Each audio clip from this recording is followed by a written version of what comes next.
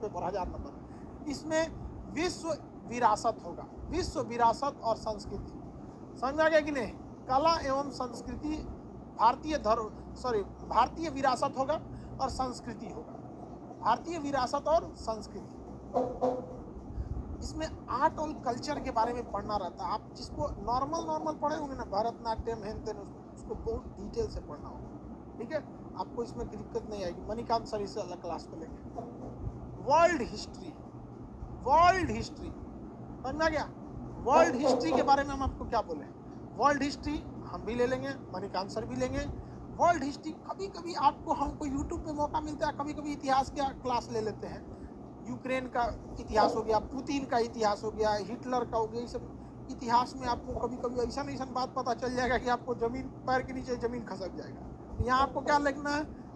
World history. तो यहाँ क्या देखना था आपको? भारतीय विरासत है। यहाँ आर्ट एंड कल्चर, भारत की क्या, मंदिर निर्माण की शैली कैसी थी, मूर्ति निर्माण की शैली कैसी थी, समाज निर्माण कैसा था, किस तरह की चित्र, ये सारी चीज, कलाओं का विकास हुआ। वर्ल्ड हिस्ट्री के बारे में पढ़ना है। Geography and society, geography and society, geography हम ले लेंगे, किसी को दिक्कत? तो पहला जो है वो बेसिकली हिस्ट्री एंड ज्योग्राफी से रिलेटेड है। फर्स्ट जीएस जो है वो हिस्ट्री एंड ज्योग्राफी से। अभी बताओ, ये कौन कहता है कि हम पीटी और मेंस का क्लास अलग अलग करेंगे? अरे भैया, हिस्ट्री ज्योग्राफी दबा के पढ़ लो, पीटी में भी काम आ जाएगा, मेंस में भी काम आ जाएगा। समझ में आ गया कि नहीं आएगा? यहाँ थोड़ा सा बेनिफिट उन बच्चों को हो जाता है जो ऑप्शनल में हिस्ट्री लिए रहते हैं, उनका ऑप्शनल में भी काम आ गया। जो बच्चे ऑप्शनल में हिस्ट्री लिए हैं या ज्योग्राफी लिए हैं, उनका ऑप्शनल में भी काम आ गया, और जीएस पेपर 1 में भी काम आ गया, जीएस पेपर 1 में भी काम आ गया।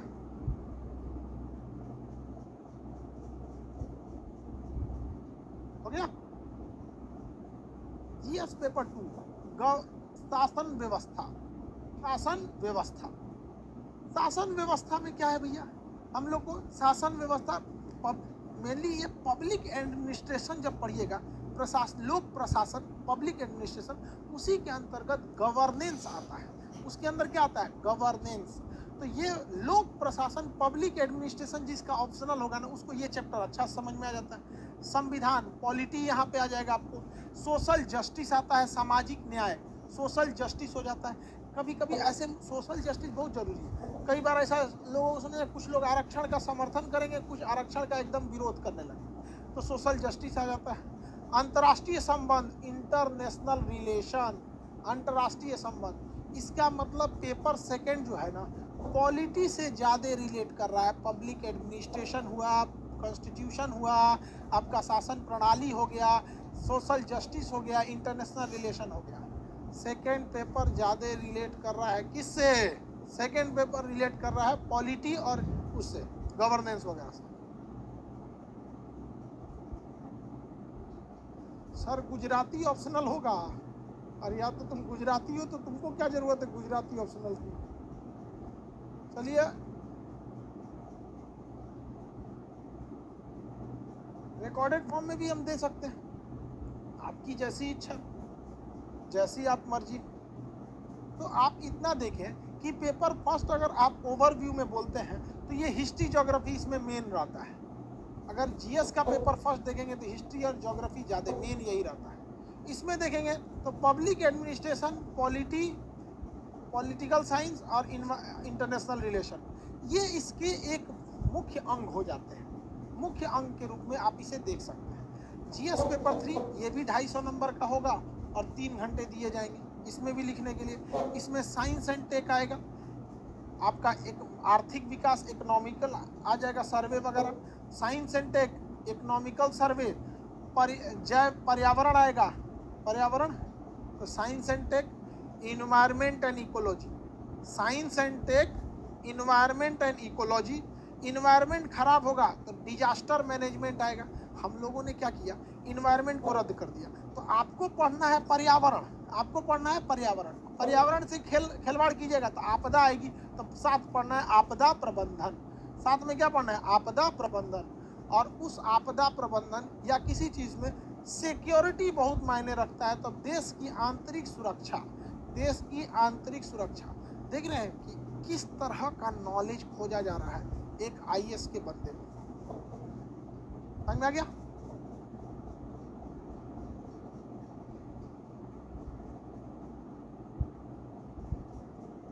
टाइमिंग वगैरह सब बता देंगे।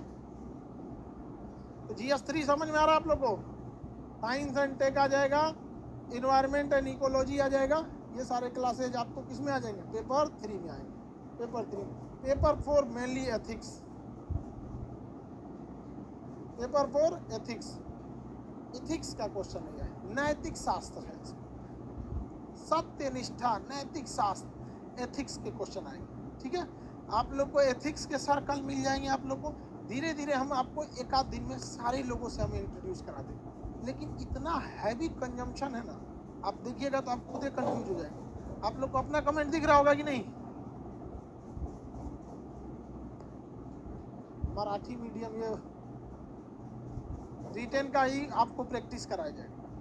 क्वेश्चन तो पूरा आपका प्रैक्टिस करा दिया जाएगा, लिखने उखने सब चीज का। ठीक है, तो ये 1000 नंबर आपके जोड़ दिए जाएंगे। ये 1000 नंबर आपके जोड़े जाएंगे। चलिए एक बार देखते हैं। पीटी को तो जोड़ा ही नहीं जाता है, तो पीटी को हटाइए। पीटी का क्वेश्चन जोड़ा नहीं जाता है। सीधे आते हैं मेंस में।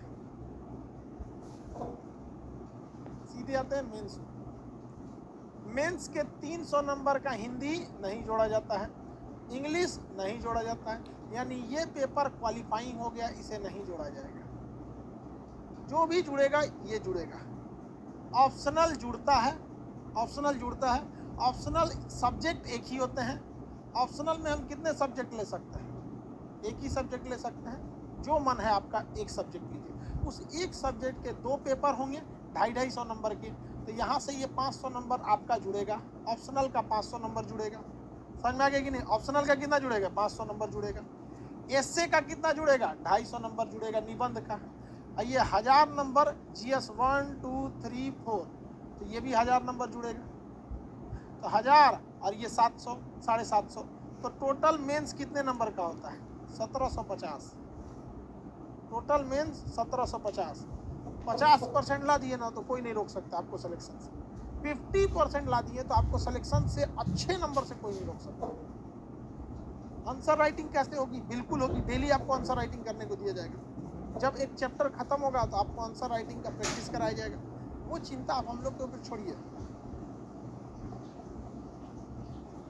आप PDF सब दे देंगे। एक के दिन में कोचिंग खोजिए, कलेक्शन दे दें। हर भर को आप खुद से सोच के देखिए बबुआ, एप्लीकेशन पे क्या हाल हो रहा है। आप अपना इंटरव्यू के नंबर जोड़े जाते हैं, याद रखिएगा। केवल पीटी के नंबर नहीं जुड़ते हैं और क्वालिफाइंग भाषा के नहीं जुड़ते हैं। ऑप्शनल का जुड़ता है, निबंध का जुड़ता है, एसए का जुड़ता है। ये तीनों मिलके 1750 होते हैं। इंटरव्यू का जो पैनल होगा, उस इंटरव्यू के पैनल में एक अधिकारी सेना से हम लोग रखेंगे, ब्रिगेडियर, कर्नल, या उस एक कोशिश करेंगे सेना से रख लेंगे। एक अधिकारी हम लोग यूपीएससी के रिटायर्ड मेंबर को रख लेंगे, जो खुद ही इंटरव्यू लिए हों, ओरिजिनल लिए हों। कम से कम 200-250 लड़कों का ओरिजिनली इंटरव्यू लिए। तो एक सेना से हम लोग रखेंगे, एक हम लोग रखेंगे लोग यूपीएससी का रिटायर्ड मेंबर, यूनिवर्सिटी के एक प्रोफेसर रहेंगे लोग, एक रहेंगे साइकोलॉजिस्ट रहेंगे, और एक हम टीचरों में से अलग अलग पैनल में एक लोग बदल बदल के रहेंगे, ताकि टीचर जो होते हैं ना ज़्यादा फ्रेंडली होते हैं, आप लोग से कुछ ज़्यादा ही क्या हो जाते हैं, फ्रेंडली रहते हैं। तो जिसके सामने आप लोग थोड़ा सा सहज महसूस करते हैं, सहज महसूस करें। 1 सेकेंड बाबू, 1 सेकेंड। यहाँ 200, यहाँ टाइपिंग मिस्टेक हो गया बाबू, 1 सेकेंड। 275 है, ये हमने 250 लिख दिया बाबू। 275 बाबू, यहाँ 250 होगा, 250 लिख दिए हैं, 275। टाइपिंग थोड़ा मिस्टेक हो गया है, 275 का हो गया। यहाँ टाइपिंग मिस्टेक हो गया, आप ध्यान दीजिएगा, टाइपिंग मिस्टेक हो गया है। तो आपको इंटरव्यू के पैनल में के लिए, इंटरव्यू के लिए आपको टेंशन नहीं लेना है, वो इंटरव्यू के पैनल होंगे। यहाँ थोड़ा सा आप लोग टाइपिंग मिस्टेक हो गया है, उसको आप लोग सुधार लेंगे लोग यहाँ, ठीक है। अब सब लोग सर 250, हाँ थोड़ा सा यहाँ टाइपिंग मिस्टेक हो गया है, इसको सुधार लेंगे। तो इस नंबर को आप लोग को समझ रखना है ध्यान से। समझ में आया कि नहीं आएगा? एक एक सब्जेक्ट के अलग अलग सर इसके क्लास लेते रहे, ठीक है। अब अभी चूँकि सर्वर पे लोड ज़्यादा हो गया, इसलिए हम आपको इसमें मतलब पूरी तरह से एक क्लास में पूरा नहीं ले सकते हैं यहाँ पर, ठीक है। 2025 हो जाएगा यहाँ पे, इसको 25 बढ़ा लेंगे, 2025। थोड़ा सा यहाँ पे टाइपिंग मिस्टेक है, 25 नंबर बढ़ा लेंगे वहाँ पे, ठीक है। आगे बढ़े, तो आज के लिए इतना ही रहने देते हैं भाऊ, थोड़ा सा हम आपको आगे का क्लास और समझा दें, ठीक है।